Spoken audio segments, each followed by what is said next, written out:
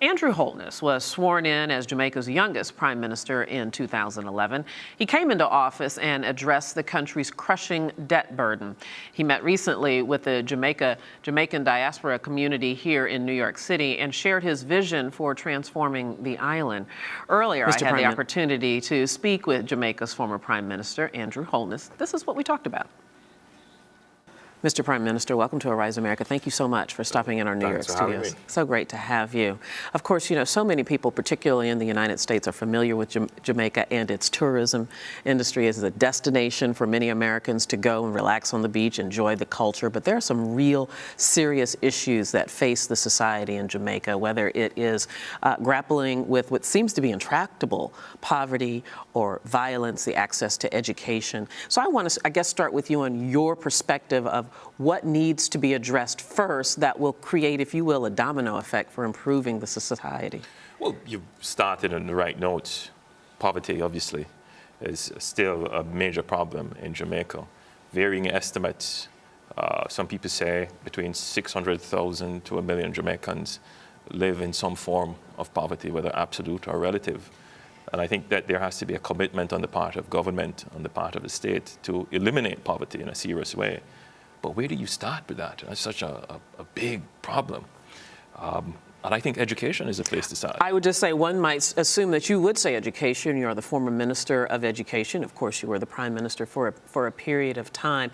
Where is the sticking point? I mean, Jamaica has been fairly successful with the tourism industry, a lot of revenue coming in. Why is that not trickling down, or doesn't seem to be trickling down to the infrastructure? Well, Jamaica has a major problem with managing its debt. For many years, we've lived on borrowed funds, and now we have to face up to the borrowing. It's 141% of GDP, probably the highest in the world at this rate. And so Jamaica has to engage in a program of fiscal discipline. It has to manage what it spends, and therefore expenditure on important public goods such as education, health, and other areas are really circumscribed right now. But that doesn't say that the government can't make priorities. And I think that what's is critical now. The government makes things like education and healthcare a priority. I don't mean to just focus on the negative issues right away because you're a beloved guest here on our show. However, I want to also ask you about corruption. That seems to be a continuing theme, particularly in developing countries that are struggling with poverty, with lack of access to healthcare and education.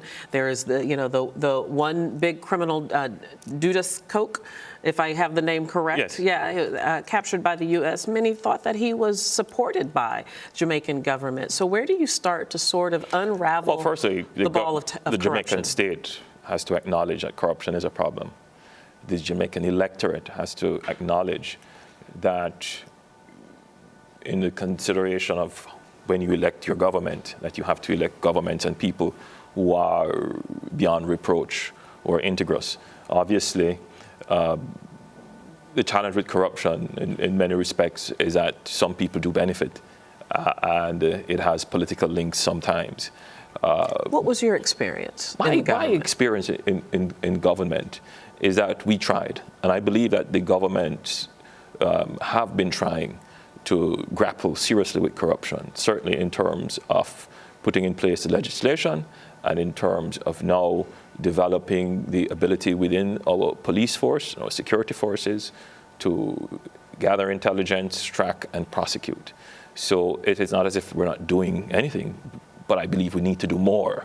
And we need to make it a truly political issue where the electorate holds the government to account for managing corruption. Let me turn the corner a little bit, talk about the Jamaicans or those of Jamaican descent here in the U.S. That's related to the reason you're here in New York. There's a very large Jamaican population throughout the U.S., but particularly here in New York and particularly in South Queens. So much so the neighborhood is called Jamaica Queens.